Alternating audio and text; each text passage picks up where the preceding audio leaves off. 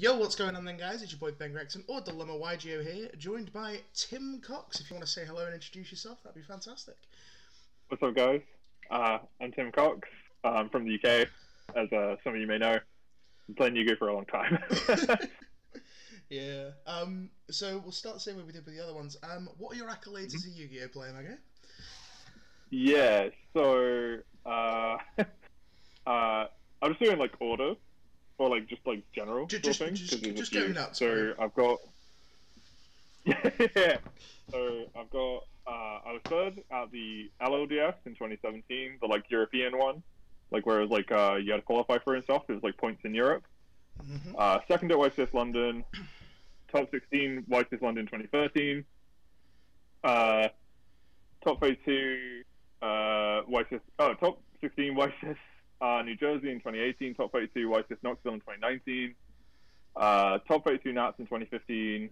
Top 64 Nats in 2018. Top 32 Nats in 2019, and an ARG top 16. Oh, and I won the UK Open too. Yeah. The UK Open 2 is the big one, right? That's yeah.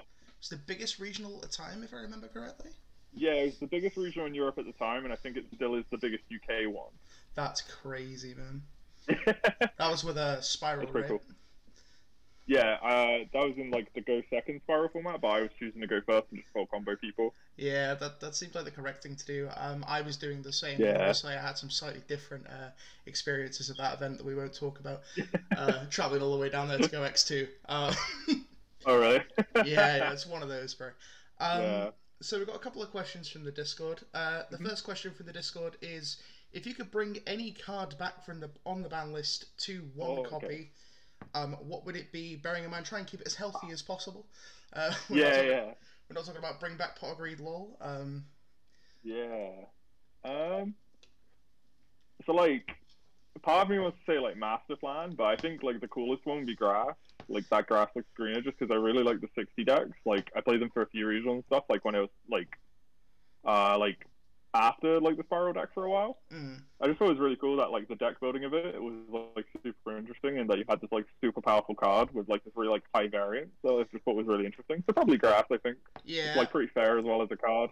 See, I always looked at Grass as like it's one of those auto win buttons, but your deck still had to be good outside of Grass, right?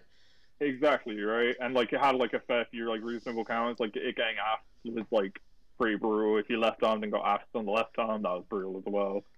Yeah. And like you still had to mill good, so just and like your deck was like built like super weirdly, like you were playing a lot of cards that you wouldn't want to draw to make like Grass better. So it's like kind of cool in that sense. Yeah, definitely. It came to like super innovative deck building. I think the same thing about Sekka's Light as well. I think that's another card that I sort of look at. That was cool. Like that made super innovative deck building and stuff. For sure. Those are definitely cards I'd look at. The second question. So a lot of people have been asking. You mentioned in a couple of your videos about like tempo decks, control decks, and stuff of that nature. And they've asked me if you could possibly go in depth on that sort of your ideology on deck building and what you would consider tempo or control. Sure. So like I think like the combo decks, like just as an example, I'll like use a format as an example. So like the 2019 like Thunder Dragon, Salamangreat, like Striker Orchestra format, like I think people call it Eternal format or whatever, is like a really good like example of like all those decks. So you had like Thunder Dragon, like Danger as like the combo deck of the format, whereas like Triple Sec is like 37 monsters, like 9 dangers or something, right? And it's just like high rolling for like Sayuja combos where it like produced the biggest board possible. And that was like how it won games. It was just doing like everything, like to make itself have the best board possible. That's what like defines a combo deck for me. Then like mid range was like Salamangreat, and then like Orcust, where it was like trying to produce like a reasonable board state with like in the Salamangreat deck you had like Dweller and you'd set like Rage or like Roar or whatever, then have some like hand traps, but your follow up would be really strong. So if you got past turn like 1 and like stunned your opponent kind of thing, you'd be able to generally like kill them with like Gazelle combo or something like that. It's like a definition of a mid range deck. And same with the Orcust deck where it was like you know, you'd have like all the Orcust cards in grave, and then you'd like Fogblade them or whatever, and then like you know Crescendo, I think it was called, the counter trap. Yeah. And then like you know produce all this follow up because of that. and then like you had the control deck of that format, which was Sky Striker, right, where it was like never like winning turn like in one turn, but it would like grind the game out. So like, you know, it like when it went first, it was like just Shizuku just have to engage, set some anchors or whatever, right, and just play like a really slow strategy. But then going like second, it would like be able to like break boards as well, but it would like play very, very slowly and very like, well, you know, by definition, control, right, or it's trying to like maintain the game state to the way it wanted to play itself, as opposed to like the combo deck where it's doing its own thing. Control decks were doing like just like sort of working reactively, or like preventatively, whereas like mid-range decks do like both is like the definition for me. So like generally in like my experience, I played a lot of Yu-Gi-Oh! So like I played like every deck, if I mean like every type of deck.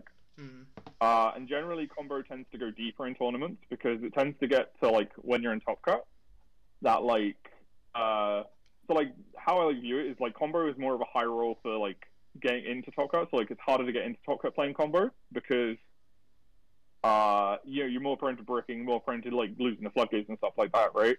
But once you're into Top Cut, you're basically like flipping 5 coins, and then you like odds are if you win all 5 coin flips, you win the event, right?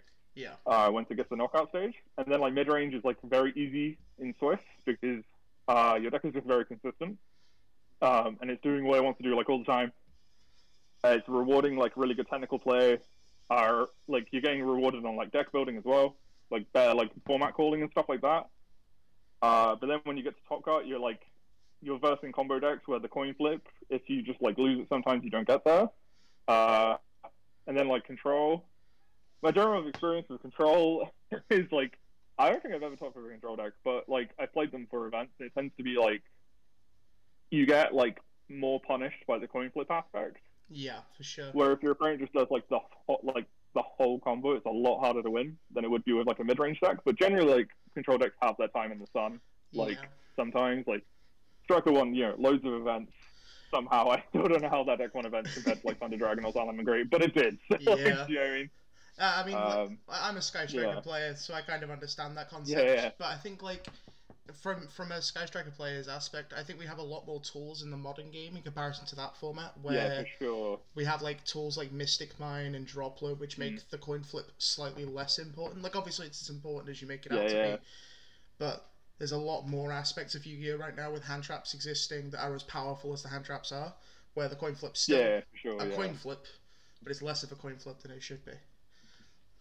Yeah, like I don't think there's like a true control deck right now, apart from maybe like Flunderies. I think Strikers move more to mid range with like DP and stuff, and like Zeke. Yeah, for sure. And like how it's playing now, but like I think Flunderies is like the only like real control deck in the format at the moment. Like Geist is again more mid range now because anything that's playing DP is more mid range, right? Yeah. Because it's like doing more actions, if that makes sense. Like a control deck is doing like less actions, mid range is doing like more, but less than a combo deck. So like everything that isn't Flunderies is now mid range, I think, pretty much. Yeah, I mean, I still don't consider Flunderies a real deck, if I'm being honest with you. Yeah, no, I agree. Like that deck's like kind of weird. Yeah, I mean, Widow Anchor's a good card, and that's all I have to say about that matter. Yeah. For sure, like. But yeah, that's a really, really interesting insight, because like a lot of new players that come into the game don't understand that concept, do they? Yeah. They look at a deck profile online, go watch Team Samurai X1 or whatever, and they'll go find the best Dark Magician deck, and they'll go play that for a locals, and it's a very important thing to understand, so I appreciate that. No worries, yeah. So the next question, I think this question's actually really cool. Who do you think the best Yu-Gi-Oh player is that has ever graced the game? Oh, that's a hard one. Okay. So, like, I'm kind of like a statistics nerd. So, like, I know, like, infinite stuff about, like, the history of Yu-Gi-Oh! That's cool. Because, like, I've played for a long time, and I've, like, followed the game for, like, ever, even though I didn't, like, travel or stuff until, like, 2017. Yeah, sure. So, like, so, like, I think Yu-Gi-Oh! Is kind of, like, split into different eras, if that makes sense. So, like, you had, like, I guess, like, dark ages of Yu-Gi-Oh! Where it's, like, Xyz and stuff, where it's like sort of, I guess you could call like barbarian deck building. Like everyone, like people's decks, like if you look at events that like you look at old FCCs or whatever, The first place deck list is like absolutely terrible. It's like 41 of. Nobody knows how to play the game properly. Like the Fury is terrible. It looks everyone's like just playground Yu-Gi-Oh, bro. Like. Yeah. Everyone's just getting like super lucky, or it's like, or lucky, you know, quote unquote. I'm not saying anyone's a cheat, but like there's definitely a lot of it. You know what I mean? Yeah, for sure. Yeah. There's a lot of like, oh, my Dasher drew D-Mark every time, like, that sort of stuff. Like, so I guess like in that area it'd be like Adam Korn, or like Philly Luna, because Adam Korn had like the most events off in that time, and Philly Luna had I think 4 wins in that period, which is like pretty insane. I guess like in the like Yu-Gi-Oh like Renaissance Golden Age, the good old days as we'll call it. Yeah, so like from like 2012-ish to like basically when YTS started actually in Europe, started getting involved too. Like 2012 to like probably like 2017 is like I mean to be honest it's either Billy Burke or Patrick Hoban, because like Billy is just insane. Billy's incredible. I have like infinite wins. Like, he's got like 3 wins I think. And like with like 3 different decks, or two different decks I think. It's just like crazy top cut performances and stuff. Yeah. But then like Hoban did so much for like innovating the game that like the game wouldn't be the way it is now without Hoban, I don't think, because of the way like he put like his book was really important I think for the way it like sort of brought the really technical aspect of deck building in Yu-Gi-Oh to like the average person. Yeah, for sure. Because like I was sort of like really into like the complexities of the game in that period anyway, so I kind of like knew it. But like the way he worded it was so elegant, and like so like the way he found like the roles for the cards and stuff was just so perfect. I think that's like something that absolutely like solidifies him as like, you know, one of the greatest sort of like players and like theorists of all time. I think in the modern era though, which is like 2017 to like now, I guess, so like Links onwards basically, because then Links changed the game a lot. You know what I mean? Yeah, for sure. Because it's just, you know, Links are just synchros without tuner, so it's just kind of crazy. It's probably like, I also think it's probably Jesse Cotton. Yeah, Jesse's definitely up there. I personally, I quite often look at Raphael Nevin as well as one of the top players. Raph's pretty crazy too. Yeah. I mean, what he's I think it's like 3 YCS wins, right? If you include Raph's won 3 YCSs. Yeah. Raph's won 3. Jesse's won 2 in a UDS, I think. Like I think there's a lot of like insane players now, because I think like I think the quality of play is like a lot higher now than what it was. Yeah, like for sure. pre like 2017, because there's a lot more access to resources now, and there's like, you know, like there's all the coaching stuff as well, which just didn't exist like when I was a kid and like growing up like trying to get better at Yu-Gi-Oh. There just wasn't like the information out there. Yeah, for sure. So a lot of the time it felt like you were banging your head against the wall. You know what I mean? Like there'll be like one player like, at your locals who was like the best player, and you couldn't work out how to beat him. But he wasn't doing anything special. He was just better than everyone else. If that makes sense. He played Dueling Network more than everybody else. That's usually. Yeah, exactly. Like, yeah, he just played more. Joe, or like had like an understanding, which nobody like could tell you at the time. But now it's like you go to locals, right? And you got like all sorts of like, you got even like the very like average players or like not so good players. Talking about like start accounts and like extenders and stuff like that, which in like until like recently would have been like such a bizarre concept in terms of like the like age of the game, because it's like, imagine if like you went back to like I don't know, Lightsworn format or something, right, in like 2009, like Telazar 2009 2008 sort of format, and was talking about how like, oh yeah, we have this many stars, this many extenders. Like people would just be absolutely baffled, whereas now it's like, you know, because you're like. You just talk about like how like Dark Arm's like a bomb and stuff, and people would just be like, "Oh, Dark Arm's just a good card. It's very good," and that would be like the end of the conversation. But now it's like there's like tons of theory about how it's good. Yeah, and like which just didn't exist then. Yeah, there's also like conversations back then where you'd be like, "Oh, I'm playing Dark Arm Dragon at 2, even though the card was absolutely bizarre and should have been a 3 of." But you're like, absolutely, yeah. How on earth have you decided to play 2 Dark Arm Dragon in Deladad format? It's absolutely crazy. Yeah, exactly. This is like what I mean when like even like so like my first white desktop was in 2013, and I was playing Dragon Ruler, and I was like 16, so like there was some like money issues at the time. But like I looked at the list that I played for that event, and I played 2 Maxi when it was at free, and like full power Dragon Ruler format. And I'm like, what was I doing? Yeah, I was watching Joe Bogley's +1 Fire Fist list the other day because I got curious about all formats and stuff, and he was on 2 Maxi, 2 Veiler, and I'm there like, Yeah, it's like really common. Maxi's such a broken card, like. Yeah, it's so weird. Like, yeah, I remember like even in like the 2012 like wind up format with like it was like wind up injectors and like chaos dragons and stuff. Yeah. Like Maxi wasn't like it should have just been in your main at 3, right? Because everything was special summoning, but everyone was side it for some like reason. I don't know why.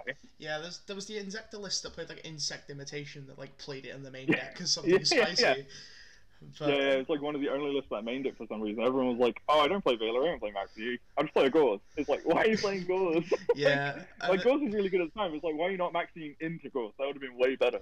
Like, yeah, but even like in the modern day when we got like Ghost Ogre and stuff, like people weren't even playing that in the deck, and I'm there like, this card's that's kind of crazy. Yeah, I remember that. This card's like really fucking good. Like during ABC format, like you could ogre the Hanger, and people were like, yeah but win, right? I'd rather just play trap cards. Like, what the. It makes like no it's still sense, to that. Like people still do that though. Like less so now because everyone's like, oh, I play 3 copies of Ash because I play 3 copies of Ash. But Ash is the new like bottomless, right? Yeah, this for is sure. how I feel about it. But like everybody puts 3 Ash in their deck when maybe they just don't need to.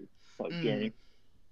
Yeah. That's... So it's like I think hand traps have become the new trap cards where everyone previously would just play like random trap cards, like they'd be like compulsory and bottomless are in my deck because they're good, and now they're like Ash and Veiler are in my deck because they're good. It's like they shouldn't necessarily be in it, but they're in it, right? So it's like kind of weird. Yeah, you see people on combo decks doing that now, and then you have people like JY who's just playing a 60 card deck and jamming every single card that is good going second in it.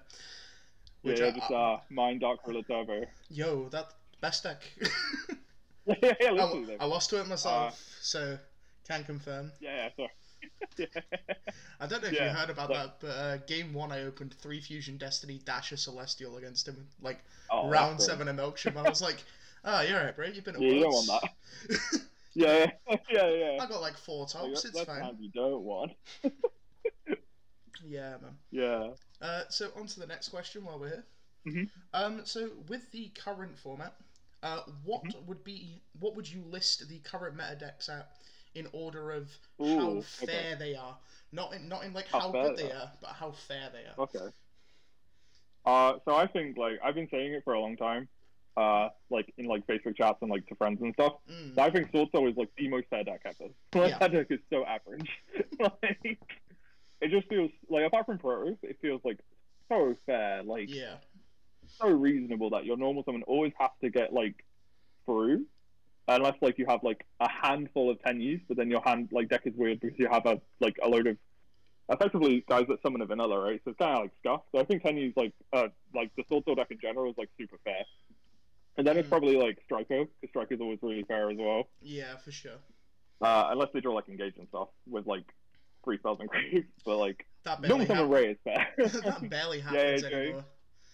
Exactly, like normal summon Ray is just like set a Widow Anchor is just like fine. It's like super reasonable. I enjoy like fair decks though because I like playing Yu-Gi-Oh. And then like then like I think Flunderies is like pretty fair as well because it's just like a normal summon deck. Invoked is like less fair than the previous 3 because of Window. I think Window's like super unfair. And I think like Maximus is pretty broken too. But obviously like his counterplay to Maximus is not like so bad. And then it's probably like Bird, I think is like reasonably fair because it bricks a fair amount unless you can hand trap it like properly. It's like also a lot of people start to cut Oath, which makes it just like super fair. Yeah, for sure. It makes a very good like sort of combo deck that people are now like shifting towards mid range, which is kind of funny. And then like PK I think is the most unfair deck because that deck is just doing Scythe every single time. Yeah, like the whole Scythe situation's like really fluctuate though because my current list of Striker, I'm on a 3 Sanctum and Ignition now. Just in the main because Scythe is so broken. Scythe Turbo. Yeah, like I hate Scythe. I think we all do. I think Scythe's one card that should have been addressed years and years ago and still hasn't, which I think is crazy. Like, it's just been an issue. So like basically every format I can think of since its release, it's been good. To like some extent, like at some point, summoning Scythe has been like just insane. Yeah, I mean, printing Domain of the Monarchs on a body is like very, very good. Like it's pretty scuffed, and then they made Trap Trick, which just made it searchable. So it's like, oh, okay, cool. Now Yeah. the stick, Yeah, which is nice. it's totally insane. Yeah, yeah. As well as like, where would you rank Eldritch? Like, would you consider Eldritch to be a real deck right now? Because so like, so like, how I feel about decks like that is kind of like how I feel about Flandries, where they're just like super fair. So like, they have like unfair aspects to them. So like, Flandries is like super unfair aspect is being able to like stick an M-Pen, right? Where it's like M-Pen with protection, and the same with like Eldritch, where it's like Floodgate with protection. I think the Eldritch cards themselves are very bad because they take two things to do one thing. And if you're needing to do two things to one thing, you should probably play a combo deck, right? For sure. Because it's like if you're trying to pair like Sanguine, the one that summons from deck, and like the guy that pops a card, you should probably just try and pair like Warbler and Sparrow. Yeah, for sure. Because you'd be doing a lot more for the same thing, like effectively mathematically. So it's like, But like Eldritch being able to go like every Eldritch deck I've ever played against in a regional like recently has won the dice roll, which always helps, and then goes set 5, which is great because then like, it's always like 2 floodgates and then like punishment and then like some other forms of traps. It's never the Eldritch cards that win them the game. It's just the trap, like the floodgates. So I feel like Eldritch is just like as an engine is very fair, and then the floodgates are very unfair. Yeah. So I'd place it like above Invoked for fairness because Invoked is just a better deck, I think, because it's doing more. So like, I don't know. I always kind of like sit down against Eldritch. I feel like if your side deck's properly built, it's super easy. So it's like probably pretty fair. Yeah, especially because like evenly matched, like creeping back into the format. Yeah, as well. just like with the Heavenly, what's it called? Heavenly Prison. They can reveal it and you can't lightning storm them. It's like okay, but then evenly, like you said, just crushes them. Yeah. Yeah, then you just evenly them, so it's like fine, or reboot them or whatever. So it's kind of like, just like, I think it's a very average deck. Yeah. I think it's good. I don't think I personally play it because it doesn't like do two things. I like my decks to do like more than one thing, right? Yeah, for sure. Yeah. I think like that deck's one of those decks that's just it has a position in the format where it's sort of a bottom table dweller, but one day there will be somebody that just goes insane. Like Pack. It's the same as like Guru. Yeah, dude. Don't talk to me about Guru. I get so bad, such bad PTSD from Guru control. For sure. Like just accurate Red fusion every time. Like it's this is what I mean. Like where it's like the engine itself is kind of like average, but then it's the cards that go with it that are very good. Yeah, it's so like I respect like Eldritch and Guru when like building a deck and entering an event. I'm always expecting to play one and having to like fight against it, if that makes sense, for it to be like a hard match because of like the floodgates. But it's very conceivable that you will just enter a tournament, play against the Eldritch, and just steamroll them. Like you win the roll, just crush them, then they're just like evenly them game 2, and it's just free. Yeah, exactly. There's always that. There's always like variants with control decks like that, right? Is like exactly. Those control decks don't have any in-engine outs to blow out cards. Yeah, exactly. Like they just have to hard draw judgment a lot of the time, which is like fine, but like, or hard draw broken line. Like a reliable strategy. Broken line. Yeah. I remember I played in I think it was LCS 10 and I got broken lined and I read it for the first time and I was like, right, okay, but why are you playing this? Yeah, literally the card's so stuff. Like it's just like if in the one zone. But I had a second evenly anyway, and you just stick evenly in the middle column because obviously. Exactly. You just go bonk. But no, second evenly, and we're all good. Obviously. And the very last question, and this is a similar question I asked to JY, and I've asked it to most people. If you could change today's format and craft your own personal ban list, what would you do right now? Okay, so I would ban Scythe. I hate that card. The card's so broken. I would ban Protos because I again think that card is remarkably unfair and just does not like. I don't think like cards like that promote good gameplay. For sure. Because they're like, so like mine. Like I don't like mine, and I would rather mine be banned. But like, if it exists, I'm fine with it because it's like. It's respectably easy to out because it's just like you main a Cosmic and you just beat it, right? Like it's not a problem.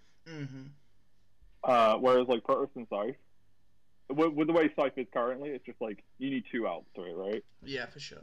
So it's kind of like stuff, and then like Protoss is like you have to have Imperm or Veiler, and that's just like you know what I mean? Like I have to have those cards specifically. Yeah. And then like I think Imperial Order should be banned, like 100%. I just don't like that card. Yep, I 100% praise that. I won't stop praising Yeah. that, especially after the YCS. Like I just don't like cards that are at 1 that like I don't know if it's kind of funny because like basically every deck I've ever like entered a tournament with has had Imperial Order on the deck list since it's been legal. Mm-hmm. But like I'd really rather it was just never there. Yeah, for sure. I would rather it was banned than like in the game at all. But it's kind of weird because like at the same time it's like people were like, oh, Maxi should be 3 instead of 1. It's like no, Order should just never be a 3. And do you feel the same way about anti-spell, fragrance, and royal decree / skill drain? Like... Yeah. So like skill drain banned, fine, don't care, hate that card. I just don't feel like that's fair. Mm-hmm. Anti-spell is kind of like weird because I think anti-spell is a card that you have to be like very good with to play. I've seen it a lot where like I've had a lot where my opponent has like anti-spelled me, and I've like done like stuff to break their board or whatever. Mm-hmm. And then they're locked under their own anti-spell, so it's like kind of fair. Yeah, I think my issue with anti-spell is like with Pendulum in the format, I think anti-spell blocking an entire deck's mechanic out of the game is very, very unfair. That's true. I hadn't thought about it. Yeah, that's true. That is gross. It's like stuff I would like to change on the Forbidden Limit, like banned or like unbanned.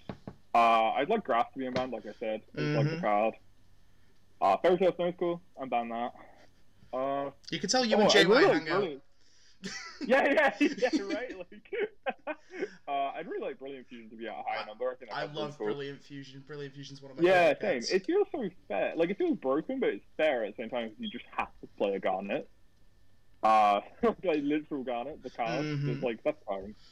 I just like cards that like allow more interesting deck building and allow more like creativity in the game, because I feel like that's where a lot of like advantage comes. Is like I'm not like gonna say I'm like a better deck builder or like a better player or anything, but it feels like if you have like a better deck, like a more creative deck with like more like options, like your decision tree is higher, it's like harder to play but it's more rewarding. Yeah, I feel like Brilliant Fusion and Grasp and stuff like add to that.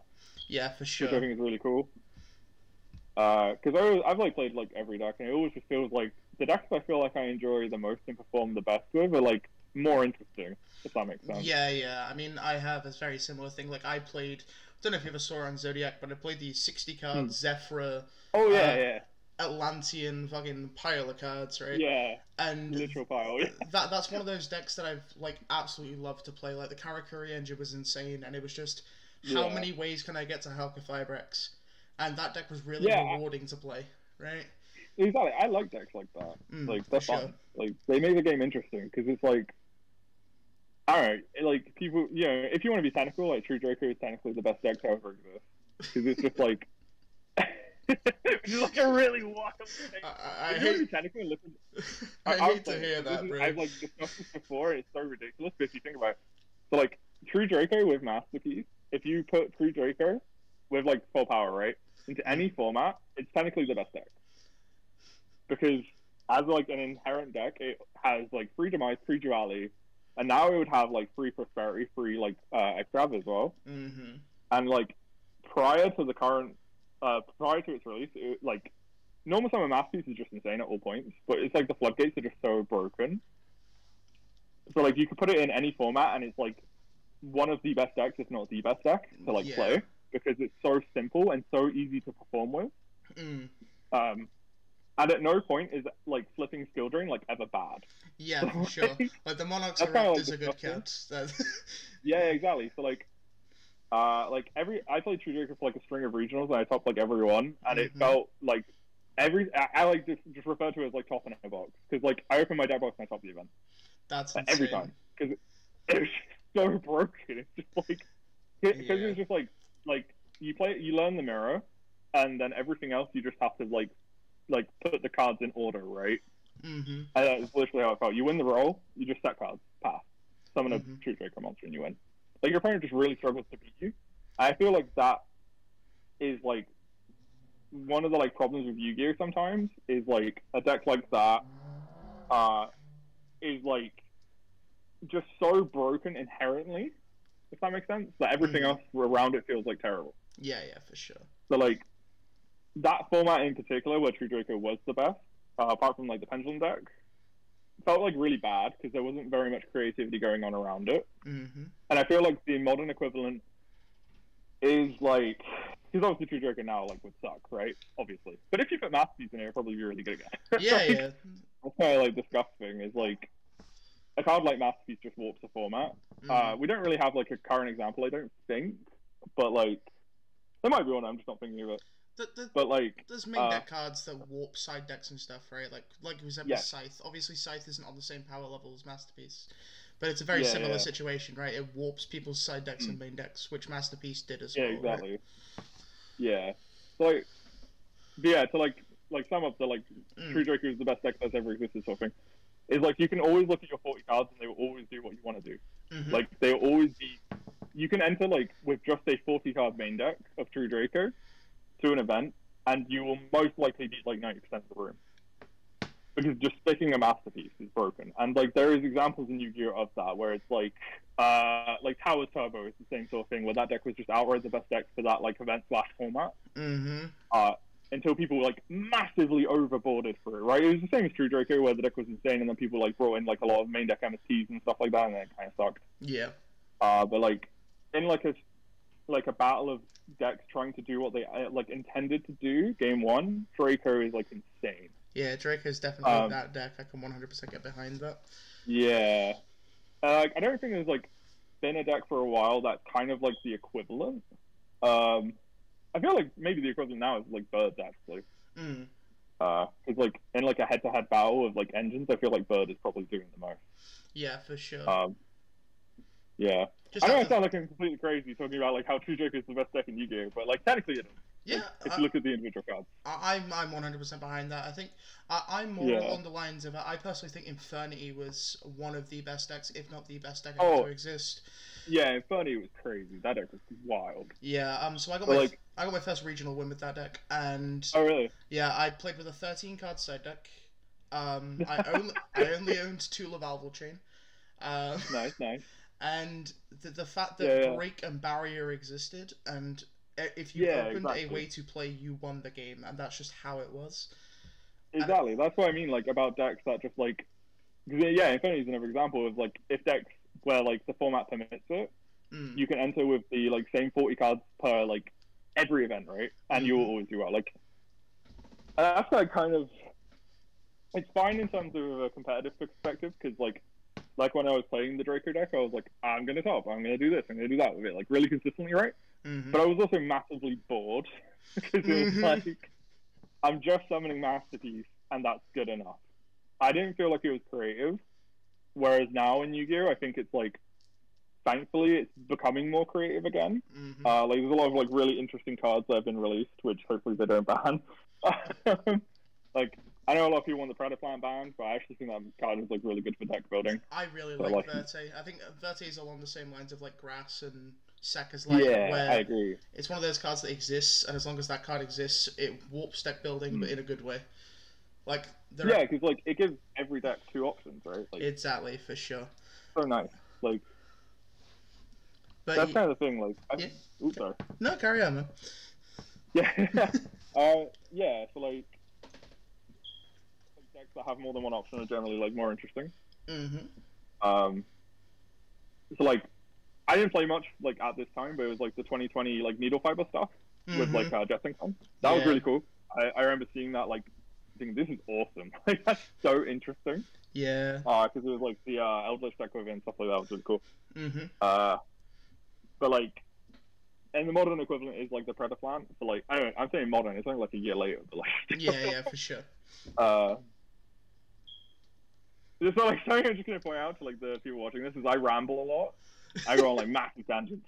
Like, I would just like I don't like filter things before like saying it. So I just like think about Yu-Gi-Oh all the time and then just like outwardly project about it, and then eventually something sticks and it works out really well. It's all good. It increases the watch time, bro. You get nuts. Yeah, true.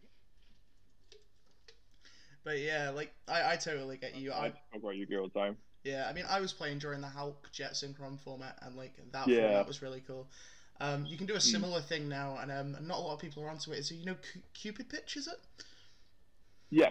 That is a very similar thing to the old Jet Sync. Yeah. It's the what's it called? The Resonator card, right? Yeah, for sure. Yeah. I own like 18 copies of that ready for when it gets bought out. Yeah, it happened eventually. Yeah, man. That was like something I was thinking about recently. Was like Sword Soul with like because it just seems like really like not bad but like average. So you'd be like, summon Vashuda, summon Adhara. I was like, so I was like, what if you just did Needle Fiber stuff instead? That seems like really cool. Yeah, I mean, you just got second. Was it at Liverpool with Sword Soul and like Weekend just gone. Yeah, main decking DP and Desires, which is like weird. DP and Desires is wild, but I trust your theory, bro.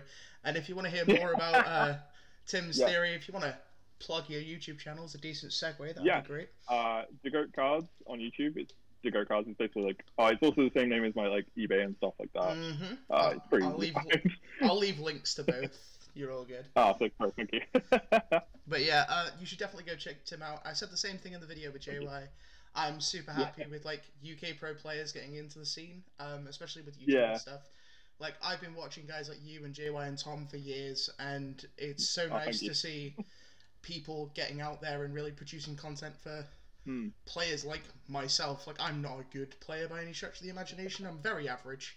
I've got a couple of regional tops here and there, but being able to, especially with your videos, because you do like in-depth sort of like the Lyrilusk video you made where you talked about combo trees and stuff like that, and also your conversation about the mid-range stuff and stuff. Like if you want to see real Yu-Gi-Oh content, as I like to call it, for sure. Tim is somebody to really, really check out, guys. So that's going to be it for the video. If you did enjoy, please remember to like and subscribe. Go and subscribe to Tim, show him all the love in the world. And thank you. Have a fantastic day, guys. Peace.